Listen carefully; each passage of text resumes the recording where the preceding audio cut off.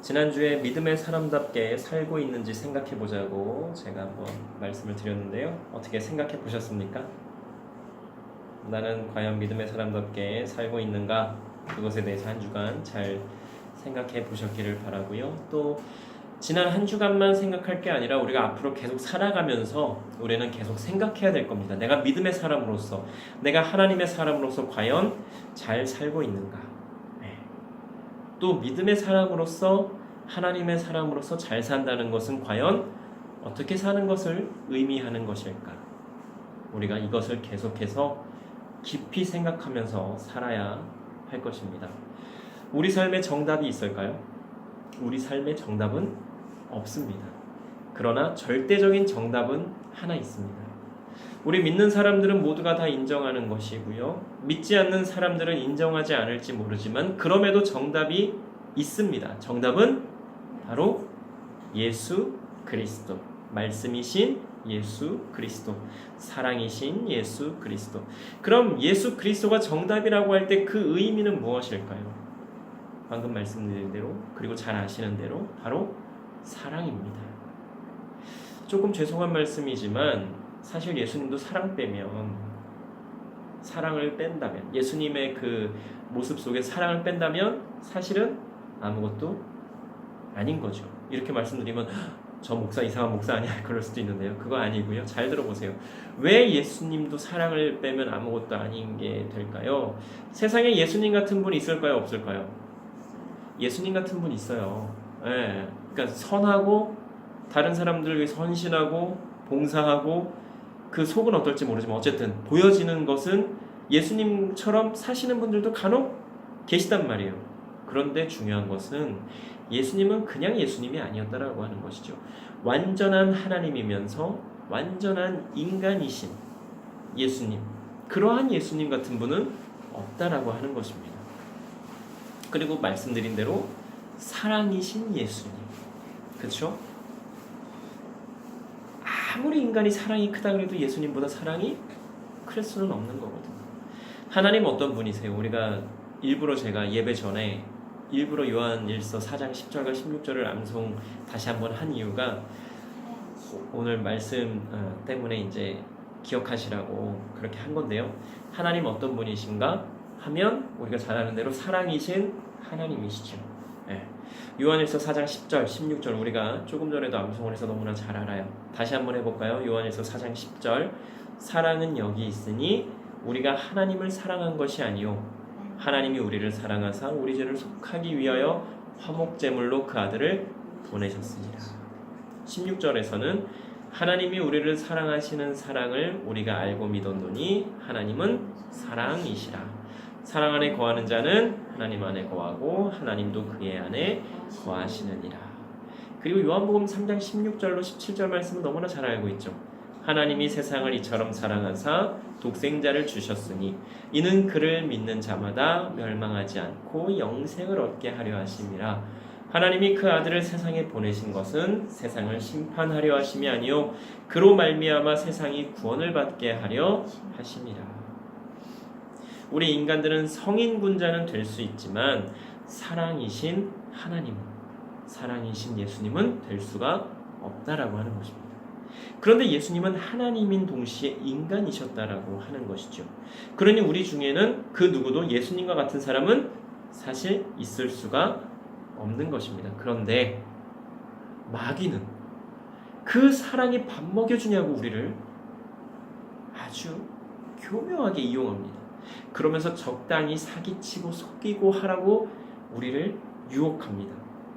그런데 우리 인간들은 또 그게 좋다고 거기에 동조합니다. 왜요? 욕심이 나거든요. 내가 그렇게 안 하면 다른 누군가가 그렇게 하면서 나보다 더 이득을 볼까 봐.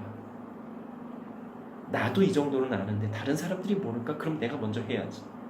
혹은 이득을 볼 수 있는데 왜 그렇게 안 하겠냐고 하면서 그 유혹에 그냥 넘어가는 경우가 있습니다. 이득을 보는 것 매우 중요합니다. 이득 봐야죠. 그런데 남을 속이거나 해서 이득을 보았다면 세상적으로는 편하고 좋을지 몰라도 하나님께서 보시기에는 전혀 아름답지도 않고 전혀 하나님께서 좋아하지도 않으신다고 하는 것을 우리가 분명히 알아야 되겠습니다.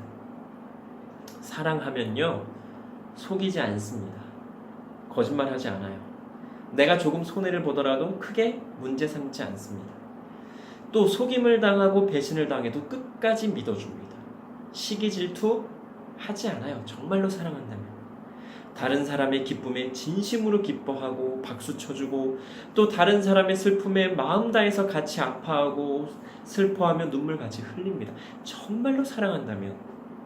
그리고 사랑한다면 기다리고 인내합니다. 그리고 결국 끝까지 사랑합니다. 여기에서 말하는 사랑의 끝은 어디일까요? 죽음이죠. 나의 생명을 내어주는 그 사랑. 누가 그 사랑 하셨어요? 우리 예수님께서.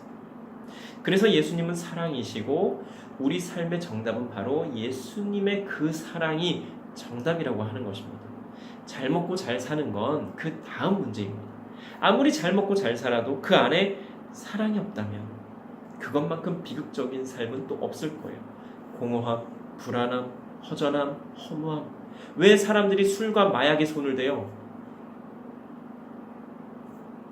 뭐가 채워지지 않기 때문에 무언가로 채우려고 자꾸만 뭘 찾다 보니까 술을 찾게 되고, 술로도 안 되니까 마약에 손을 대고, 사람이 그렇게 망가지는 거예요.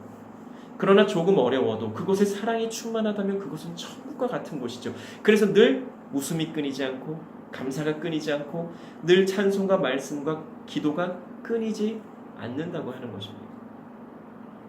하나님의 사람의 삶은 이렇게 다르다고 하는 것을 우리가 알아야겠습니다. 그리고 내가 하나님의 사람이라고 하면서도 혹시라도 말씀드린 것처럼 비극과 천국 중 어떤 삶을 살고 있는지 잘 모르겠다면, 혹은 내 삶은 너무나 비극적인 삶인 것 같다라고 느껴진다면 잘 생각해 봐야 할 것입니다. 그런데 우리는요, 때로는 비극적인 삶을 살기도 하고요, 때로는 천국의 삶을 살기도 할 것입니다. 중요한 것은 어떤 삶의 비중이 더 높은가입니다. 감사와 찬양이 많은 삶을 살고 있습니까? 아니면 불안과 허무함 등의 너무나 괴롭고 힘든 삶을 살고 있습니까? 베드로를 한번 생각해 보시기 바랍니다. 베드로는요, 예수님을 보고 주는 그리스도시요 살아계신 하나님의 아들이십니다라고 고백한 최초의 사람이에요. 제자들에게 예수님께서 물으셨어요. 얘들아, 사람들이 나를 보고 누구라 그러니? 뭐라 그러니? 그러니까 제자들이 사람들이 이러고 저러고 얘기해요. 그러면 너희들은 나를 누구라고 보느냐? 어떻게 생각하느냐? 그때 베드로가, 예수님은요 그리스도시고 살아계신 하나님의 아들이세요. 베드로가 이렇게 고백을 했단 말이에요. 그리고 또 베드로는 예수님께 어떤 고백을 했냐면, 예수님, 다른 제자들은, 다른 사람들은요 다 예수님을 배신한다고 해도 저만큼은 예수님과 끝까지 가겠습니다. 예수님을 배신하지 않고요, 예수님과 끝까지 함께 할 거예요 라고 마태복음 26장 33절, 또 다른 복음서에서도 고백을 그렇게 했어요. 모두 주를 버릴지라도 나는 결코 버리지 않겠나이다. 그런데 이 고백을 할 때 예수님께서 베드로에게 뭐라고 말씀하시는지 아세요?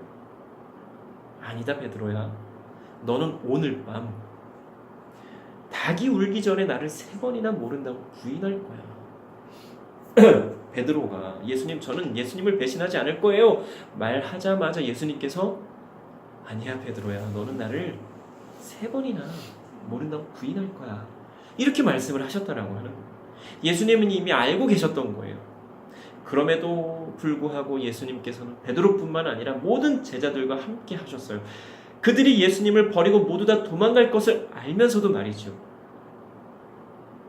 그리고 이제 예수님의 말씀처럼 베드로는 사람들에게 예수님을 모른다라고 부인합니다. 3년이나 같이 다녀놓고 그렇게 같이 다닌 것을 본 사람들이 적지 않은데도 베드로는 뻔뻔하게 아니다라고, 나는 그를 모른다. 어떻게까지요? 저주하며 맹세하기까지 했다 그래요. 3번째. 그런데 그렇게 고백하고 그렇게 부인하고 나자 베드로가 너무나 괴로워서 매우 심히 통곡을 했다라고 합니다. 예수님을 모른다고 부인할 때 그 베드로 마음이 어땠을까요? 또 정신을 차리고 나서 베드로의 그 마음 어땠을까요?